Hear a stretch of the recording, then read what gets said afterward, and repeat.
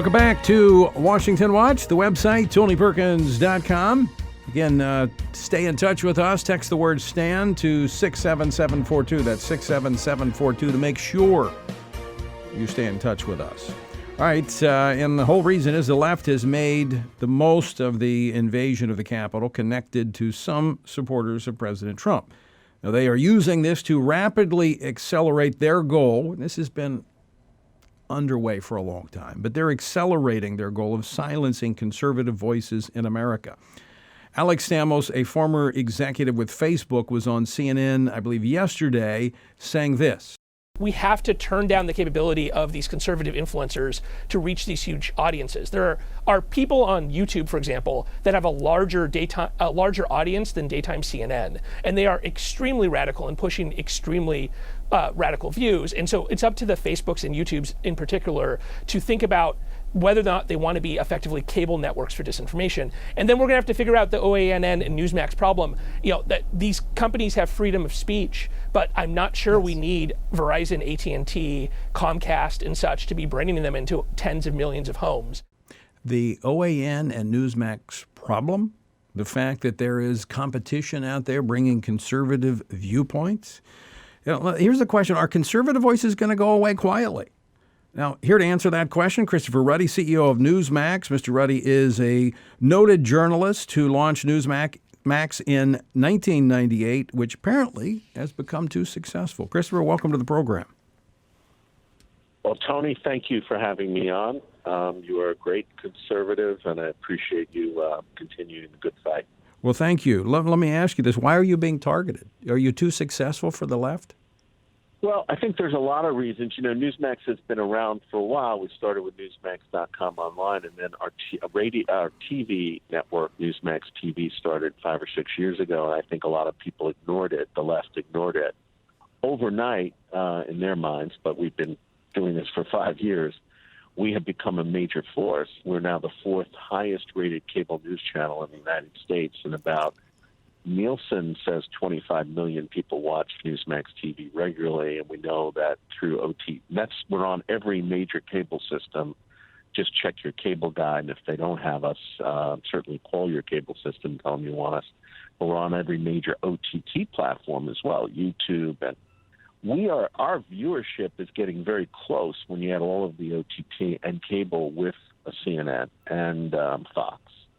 Fox was number one in cable news, and it's now number 3 because so many people are tuning into Newsmax TV. Myself and this included. Is scaring a lot of people. And Fox was hoping, I think, and planning to move left after Trump's defeat, which they seem to be quite happy about. And then, you know, it's not just that one person, Tony, it was on CNN. CNN's hosts, Brian Stelter, we know, and then Oliver Darcy, their chief media critic, have been actively calling for Newsmax to be what they call deplatformed, which means to be censored, to be removed from your local cable system. It's a blatant act of blacklisting and censorship. It's very scary that a media organization would call for this. Newsmax has gone public, and you should know the president was banned for Twitter, and CNN was the ones that first pushed the banning of Trump from Twitter. So they, I think, are salivating. They've done this before. They've had a lot of success. I think it's a very startling development that conservative voices are being closed down, and I'm not going to take it sitting down. So, Christopher, let me ask you this question. The difference between, CNN, they've been around a bit longer, but they started up and they got into cable news and they became a pretty major factor. Of course, then Fox came along, kind of bumped them down a little bit. But you're doing the same thing they did. The only difference is the ideological viewpoint. You have a conservative viewpoint versus a liberal viewpoint. Is there anything else that distinguishes you? Well, they don't like the fact that Newsmax questioned the election results, and we reported what the president was saying, President Trump, Rudy Giuliani. Now, Fox News did some coverage in this area, but Newsmax has been growing as a force, and they just did not like the fact that we've been they would like it to make it illegal for anyone to even question the election result. Well, that's so Now, American. Our job, I know. I mean, well, it's happening. They look at how they're trying to destroy people like Josh Hawley and other senators and congressmen that questioned it.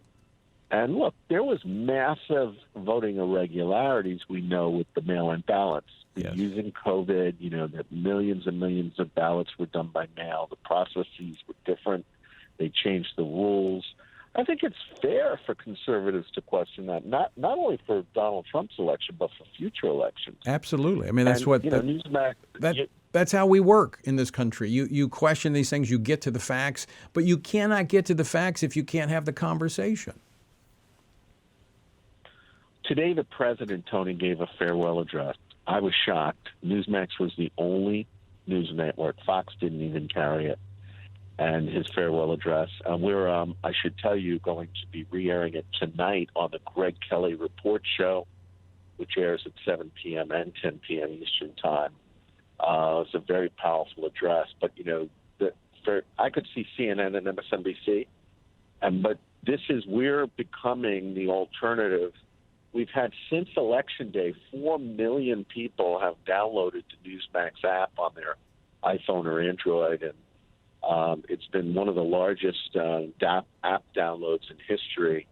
And we're free online and on the apps. So you can watch Newsmax without paying a fee. I believe it. I think that's what's scaring these guys. Christopher, we're up against the break. Final question for you. Are we going to save the First Amendment freedom of speech? Will there be enough Americans stand up and say no to the left that is trying to silence conservative voices? Well, I hope for sure we do it, and if we don't, we're going to lose the country, and we're going to lose our Constitution. That I would agree with. I, for one, am willing to stand up to fight for that First Amendment by using that First Amendment. Christopher Ruddy, thanks so much for joining us, and great work over there at Newsmax. Thank you, Tony. Keep up your good work. All right, thanks so much. Christopher Ruddy.